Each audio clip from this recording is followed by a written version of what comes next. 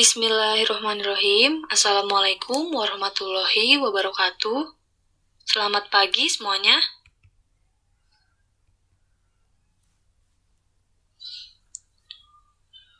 Yang terhormat kepada Ibu Jatut Yoga Prameswari MPD selaku dosen mata kuliah analisis kesalahan berbahasa dan kepada teman-temanku sekalian.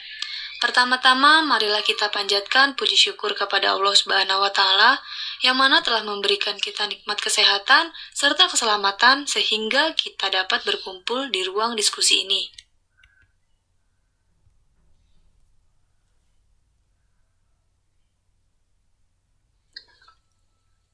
Perkenalkan, nama saya Sinta Nuraini yang akan bertugas sebagai moderator pada hari ini, dan saya akan membimbing jalannya diskusi ini dengan baik. Materi yang akan kami bahas yaitu mengenai pengertian analisis dan pengertian ejaan. Adapun anggota kelompok kami yaitu Sinta Nuraini, Devi Nurhoirunisa, Nur Aswin Anissa, Chandra Dwi Febrianti, dan Ahmad Said Fadil.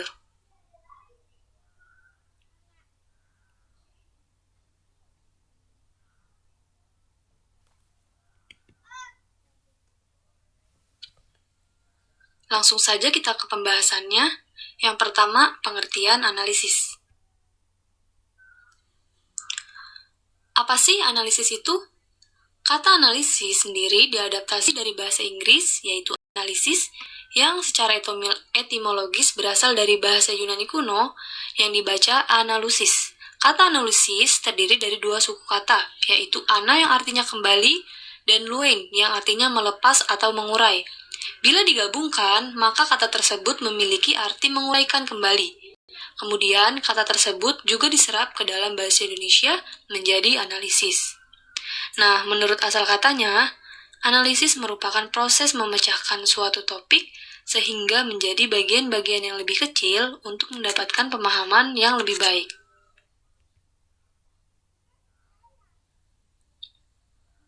Selanjutnya, secara umum, pengertian analisis adalah aktivitas yang terdiri dari serangkaian kegiatan seperti mengurai, membedakan, dan memilah sesuatu untuk dikelompokkan kembali menurut kriteria tertentu dan kemudian dicari kaitannya lalu ditafsirkan maknanya.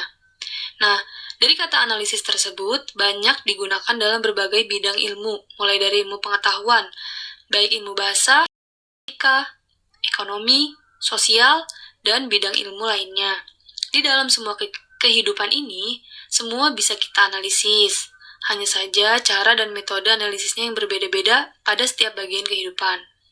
Untuk mengkaji suatu permasalahan, dikenal dengan suatu metode yang disebut dengan metode ilmiah. Selanjutnya, analisis menurut para ahli. Yang pertama, menurut Kamus Bahasa Indonesia, penyelidikan terhadap suatu peristiwa, perbuatan untuk mengetahui keadaan yang sebenarnya, sebab musabab, di mana penguraian suatu pokok atau berbagai bagian untuk memperoleh pengertian yang tepat dan pemahaman arti secara keseluruhan. Selanjutnya yang kedua, menurut Nana Sujana, analisis adalah usaha memilah suatu integritas menjadi unsur-unsur atau bagian-bagian sehingga jelas hierarkinya dan susunannya. Selanjutnya yang ketiga, menurut Abdul Majid, analisis adalah sebuah kemampuan menguraikan satuan menjadi unit-unit terpisah, membagi satuan menjadi sub-sub atau bagian, membedakan antara dua yang sama, memilih, dan mengenai perbedaan di antara beberapa yang dalam satu kesatuan. Nah, jadi dari pengertian analisis tersebut, bukan hanya sekedar penelusuran atau penyelidikan saja, tetapi suatu kegiatan yang terencana dan dilakukan secara sungguh-sungguh dengan menggunakan pemikiran yang kritis untuk memperoleh kesimpulan dari apa yang ditaksirnya. Selanjutnya ada turunan kata analisis. Ada beberapa turunan dari kata analisis dalam penggunaannya di setiap tulisan. Nah, setiap turunan kata tersebut memiliki arti yang berbeda, sehingga penempatannya pun harus tepat. Yang pertama, menganalisis, yang artinya proses dilakukannya analisis. Yang kedua, penganalisis, yang artinya orang yang sedang melakukan proses analisis. Selanjutnya yang ketiga, penganalisisan, yang artinya metode, hal, proses, dan caranya melakukan analisis. Penggunaan kata analisis dalam istilah. Yang pertama, istilah analisis dalam bisnis. Contohnya ada analisis SWOT, analisis pasar, dan analisis jabatan. Yang kedua, istilah analisis dalam sistem informasi. Yang ketiga, istilah dalam keuangan. Yang keempat, istilah analisis dalam jurnal. Yang kelima, istilah analisis dalam bahasa. Yang keenam, istilah analisis dalam ilmu kimia. Yang ketujuh, istilah analisis dalam ilmu kesehatan. Yang kedelapan, ada istilah analisis dalam ilmu sains.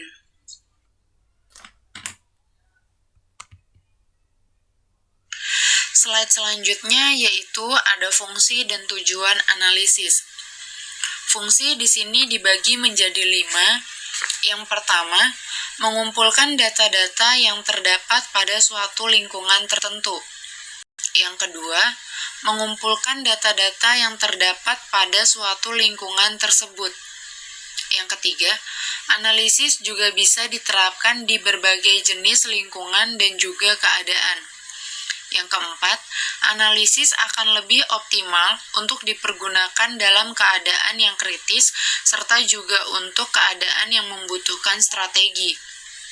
Yang kelima, disebabkan karena analisis bisa mengetahui secara detail mengenai keadaan di lingkungan di saat ini. Selanjutnya ada tujuan analisis. Tujuan analisis dibagi menjadi 3. Yang pertama, mengumpulkan data yang kemudian dapat digunakan untuk berbagai keperluan pelaku analisis. Biasanya akan digunakan dalam menyelesaikan krisis atau juga konflik, atau dapat saja hanya digunakan sebagai arsip.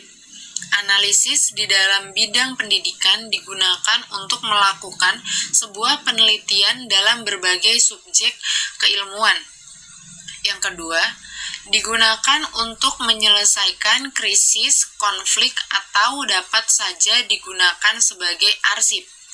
Yang ketiga, di dalam bidang pendidikan, analisis ini digunakan untuk melakukan sebuah penelitian dalam berbagai subjek keilmuan.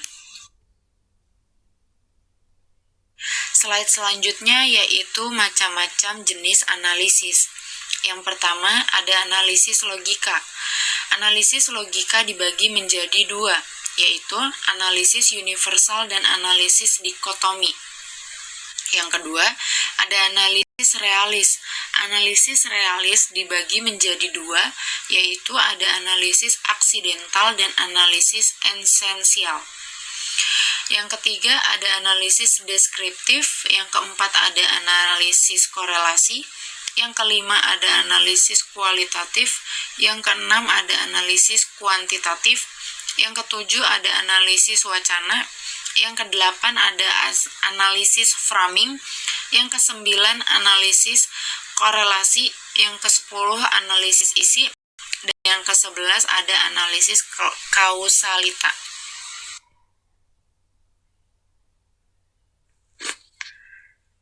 Assalamualaikum warahmatullahi wabarakatuh. Perkenalkan, nama saya Devi Nur Haironisa akan menjelaskan slide 12 hingga slide 16. Pengertian ejaan.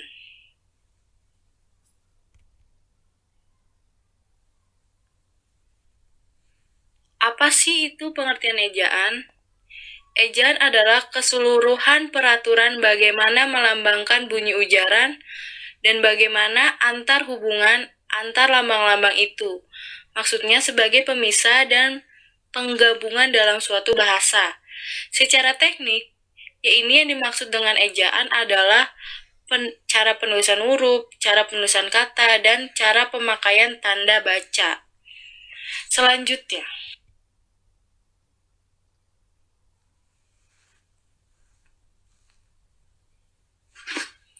Selanjutnya, pengertian ejaan menurut para ahli. Yang pertama dari Tridalaksana. Ejaan adalah suatu aturan atau sistem perlambangan bunyi bahasa dengan menggunakan huruf. Aturan menuliskan kata-kata dengan cara menggunakan tanda baca. Selanjutnya dari Karyati. Ejaan merupakan kaidah yang harus dipatuhi oleh penulis demi keteraturan dan keseragaman bentuk. Terutama dalam bahasa tulis, keteraturan bentuk akan berimplikasi pada ketepatan dan kejelasan makna dan isi surat. Yang terakhir dari Rahayu. Ejaan adalah keseluruhan peraturan-peraturan dalam melambangkan bunyi-bunyi ujaran, menempatkan tanda-tanda baca, memotong suku kata, dan menghubungkan kata-kata. Selanjutnya, fungsi ejaan. Yang pertama, fungsi ejaan sebagai pembakuan tata bahasa. Maksudnya, penggunaan ejaan dalam penulisan bahasa akan membuat tata bahasa yang digunakan nantinya lebih baku. Yang kedua, fungsi ejaan sebagai landasan pembakuan kosakata serta istilah, yaitu tidak hanya membuat tata bahasa ini semakin baku, tapi ejaan juga membuat pemilihan kosakata dan istilah menjadi lebih baku. Fungsi penyaring masuknya unsur bahasa lain ke bahasa Indonesia. Maksudnya, ejaan juga memiliki peran penting dalam penyaringan bahasa lain ke bahasa Indonesia, sehingga dalam penulisannya tidak akan menghilangkan makna aslinya. Fungsi ejaan yang keempat yaitu membantu pemilihan pembaca dalam mencerna informasi. Maksudnya, penggunaan ejaan akan membuat penulisan bahasa lebih teratur.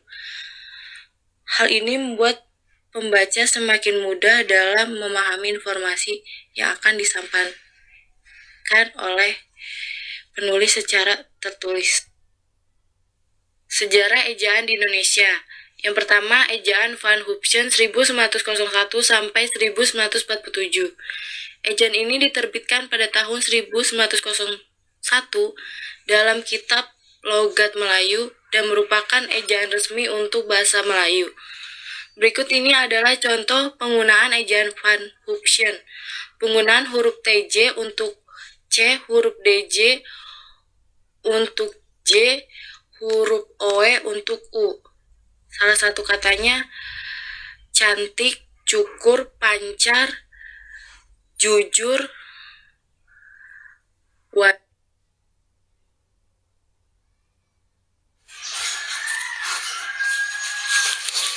Ejaan Suwandi atau Ejaan Republik 19 Maret 1947 sampai 1956. Pemerintah Indonesia melalui Mr. Suwandi sebagai Menteri P dan K menetapkan ejaan baru bahasa Indonesia pada tanggal 19 Maret 1947 yang kemudian dikenal dengan Ejaan Republik atau Ejaan Suwandi. Perubahan-perubahan penting Ejaan Suwandi diantaranya: 1. Huruf OE diganti U, misalnya maswek menjadi masuk.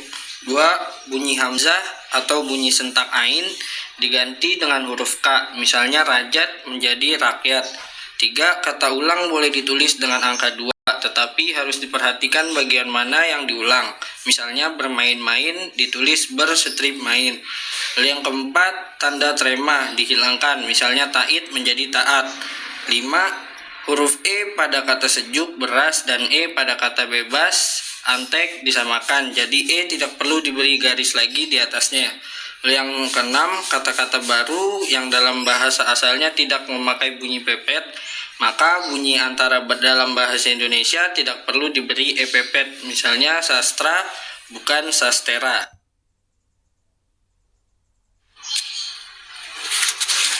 Ejaan Pembaruan 1956 sampai 1961. Dengan surat keputusan Menteri P dan K nomor 48 tahun 1956, maka dibentuk Panitia Pembaharuan Ejaan Bahasa Indonesia. Akan tetapi hasilnya tidak pernah diumumkan secara resmi. Beberapa hal yang penting adalah mereka mencoba mengganti huruf rangkap DJ, TJ, NG, NJ menjadi J, C, NG, NJ yang dipakai AU, AI, OI.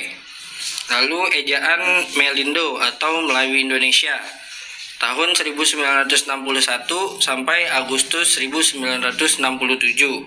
Persahabatan Persekutuan Tanah Melayu dengan Indonesia mencoba menyusun sebuah ejaan yang dituangkan dalam sidang di Jakarta tahun 1959. Sebagai catatan bahwa ejaan Melindo sebagian besar sama dengan ejaan pembaharuan. Hanya saja fonem E ditetapkan dengan diberi garis di atasnya jika dibuat E-taling. Ejaan LBK atau Lembaga Bahasa dan Kesusastraan. Ejaan ini disusun oleh Panitia Ejaan Bahasa Indonesia Departemen P dan K pada bulan September 1967. Panitia ini dibentuk oleh Kepala Lembaga Bahasa dan Kesusastraan. Dengan hasilnya antara lain 1. Huruf TJ diganti C, J diganti Y, NJ diganti NY, SJ menjadi SY, dan CH menjadi KH. 2. Huruf asing Z, Y, dan F disahkan menjadi ejaan bahasa Indonesia karena pemakaian huruf di atas sangat produktif. Yang ketiga, huruf E tidak dibedakan pepet atau bukan. Alasannya, tidak banyak kata yang berpasangan variasi E yang menimbulkan salah pengertian. Ejaan Bahasa Indonesia yang disempurnakan atau EYD 16 Agustus 1972 sampai 30 November 2015. Pada tanggal 16 Agustus 1972, pemerintah Indonesia menetapkan dipakai ejaan bahasa Indonesia yang disempurnakan. Beberapa pembaharuan penting pada ejaan yang disempurnakan ialah 1. Abjad dibaca A, B, C, D, dan seterusnya. Sebelumnya dibaca A, B, C, D, dan seterusnya. 2. Kata majemuk ditulis terpisah seperti kereta api dan kamar tidur kecuali hubungan unsur-unsurnya erat seperti matahari, peribahasa, dan sebagainya. Sebelum ini kata majemuk selalu ditulis serangkai. Lalu yang ketiga, akronim yang memiliki lebih dari 2 huruf awal tidak memakai tanda titik, misalnya SMA dan FKIP. Sebelumnya ditulis S.M.A dan F.K.I.P. Lalu yang keempat, penulisan ejaan TJ menjadi C, NJ menjadi NY. Saya Chandra Dwi Febriani akan melanjutkan, yaitu yang keenam, bunyi antara W dihilangkan diganti menjadi UA. Misalnya, kualitas menjadi kualitas. Yang ketujuh, jika di tengah kata ada 2 konsonan, maka konsonan pertama termasuk eng. Pemenggalannya seperti April menjadi April, bangkrut menjadi bangkrut. Yang kedelapan, huruf Q dan X yang biasa digunakan dalam ilmu eksakta tetap dipakai. Contoh, foto Nikon dan musabakoh. Yang kesembilan, penulisan nama dari sungai, orang, gunung, jalan, dan sebagainya harus disesuaikan dengan ejaan yang disempurnakan, kecuali jika ada pertimbangan khusus dari segi tradisi, hukum, dan sejarah. Yang ke-10, kelemahan pepet ini adalah tidak dibedakan huruf E yang menyatakan pepet maupun tidak, sebab ditulis sama.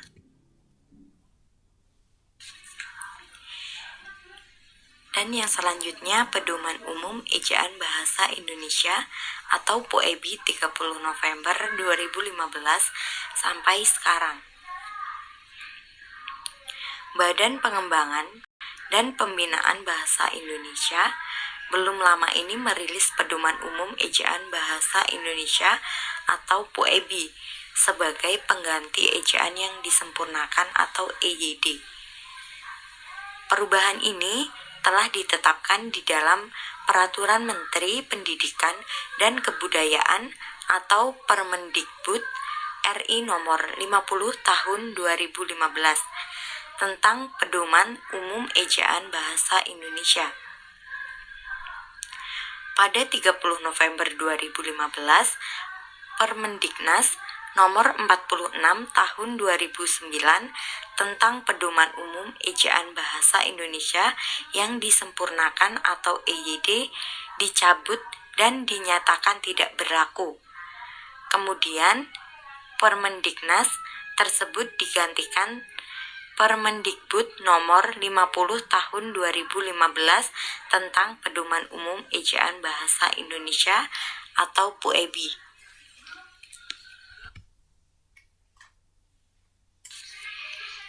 Selanjutnya, kesimpulan. Secara umum, pengertian analisis adalah aktivitas yang terdiri dari serangkaian kegiatan seperti mengurai, membedakan, dan memilah sesuatu untuk dikelompokkan kembali menurut kriteria tertentu dan kemudian dicari kaitannya lalu ditafsirkan maknanya. Turunan kata analisis yaitu menganalisis, penganalisis, penganalisisan. Selanjutnya, dalam penggunaan terdapat 8 macam analisis. Dalam istilah terdapat 8 macam. Serta analisis mempunyai fungsi dan tujuan dalam menganalisis bahan kajian tertentu. Kemudian ejaan adalah seperangkat aturan cara menulis bahasa dengan menggunakan huruf, kata, dan tanda baca sebagai sarananya. Ejaan merupakan kaidah yang harus dipenuhi oleh pemakai bahasa demi keteraturan dan keberagaman bentuk bahasa tulis. Ejaan memiliki 4 fungsi dan memiliki sejarah dalam perkembangannya hingga saat ini. Yang kita gunakan adalah Ejaan Pedoman Umum Ejaan Bahasa Indonesia atau PUEBI 2015 sampai sekarang.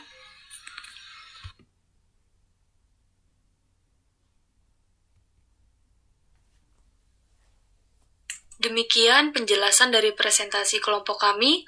Mari kita ucapkan Alhamdulillahirobbilalamin. Semoga materi yang kami sampaikan dapat bermanfaat. Saya sebagai moderator mohon maaf bila ada kekurangan.